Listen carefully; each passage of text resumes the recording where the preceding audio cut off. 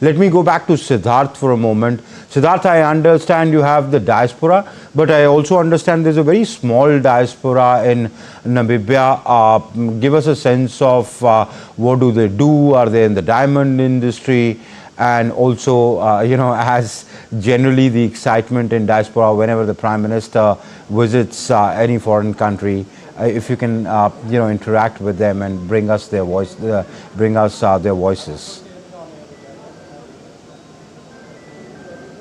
Definitely, Amrit, you're right that diaspora in Namibia is relatively small. There are around 450 to 500 people, Indian diaspora, which are there. And when you talk about diamonds, you just mentioned that there are around 12 diamond factories, and 5 of them are owned by Indians. But before that, right now I have the diaspora there. Like I was saying, the moment has arrived. Let's talk to them. How excited are they? Hi, what's your name? Hi, Prachi. Namaste. How excited are you? So excited. We don't have any words for that. Okay. Anything you wish to say if you get a chance to meet Prime Minister Narendra Modi? It's a dream come true. It's like a lifetime, once in a lifetime moment. And we are so happy that he's finally here after 27 years. It's the first time. And it's like, I don't know, I can't even imagine how lucky we are. Hello. What's your name, ma'am? I'm Soumya Neer. Okay, how excited are you? I'm very excited. I made these posters to welcome Mr. Modi, and I also wrote a poetry for him, which I hope that he's gonna have a listen to. So yeah, I'm very excited to meet him. Right. Hello. Yeah. What's your name? Sarthak.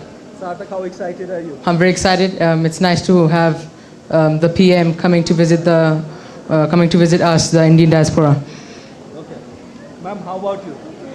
हम लोग भी बहुत खुश हैं, बहुत अच्छा लग रहा है। जब मैंने सुना, 15 दिन पहले मैं इंडिया में थी, जब मैंने सुना कि यहाँ नामीबिया में आ रहे हैं हमारे मोदी जी, तो मुझे बहुत खुशी हुई और आज फेस टू फेस देखने का मौका मिलेगा हम लोगों को। So here you go, Amrit. You just heard that how excited our people. Some of them have written poetry for Prime Minister Narendra Modi. They have come up with sketch of Prime Minister Narendra Modi. So certainly the excitement is in the air. And yes, coming back to your question, Amrit, regarding the diaspora here, it is relatively small. Around 450 to 500 people are there. But while we were having an exclusive interview with the ambassador, with in fact the High Commissioner Rahul Srivastav, he was saying that the diaspora here is growing with each passing year, and it will grow because Namibia has a lot of opportunities, especially in diamonds and critical minerals, which are of India's interest. So yes, diaspora population is growing with each passing year, and yes, today where I am right now, the excitement is on cloud 9. Okay, Sid, what do most of them do there?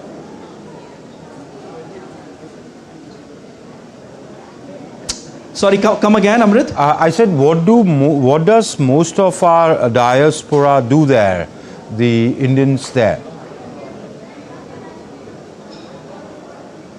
Oh, they are in business, Amrit, most of them, because like I just told you, that Namibia is quite famous for critical minerals and rare earths. So majority of them, they have diamond factories. They also work with the High Commission here in Namibia. So yeah, that's how it is happening. And as far as the trade is concerned, like I was just mentioning, it's growing, and people here are businessmen. They work with the High Commission. But see, a majority of them do business.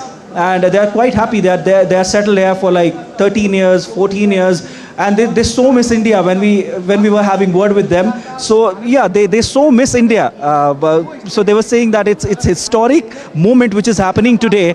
That Prime Minister Narendra Modi is coming here for the very first time, and this is in fact the third Prime Ministerial visit which is happening after a gap of 27 years. So yeah, back to you.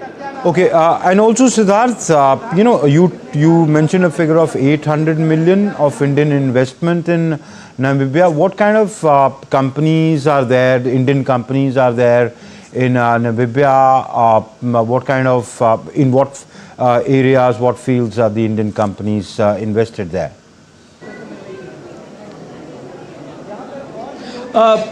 When you talk about companies, Amrit, you have factories there, diamond factories there. We had a visit, we paid a visit. In fact, we did a story out of it, that how the Indian investment is boosting the local economy as far as giving employment to Namibians, and they were really, really happy here. In fact, they were expressing their happiness that how, they were thanking the Indian government and Indians who have set up factories here, who have set up business here, which is giving employment to Namibia. So yeah, the excitement was certainly there, in Namibians' hearts. As far as other businesses are concerned, that Indians here also own some stores as well, and they work in different places. So yeah, this is the kind of employment which they have, and the majority of them, they own businesses here, giving employment to Namibians, helping the local economy, Okay. and also bridging the gap between both the countries as far as the trade is concerned, as far as the economic cooperation between two countries is concerned, Amrit.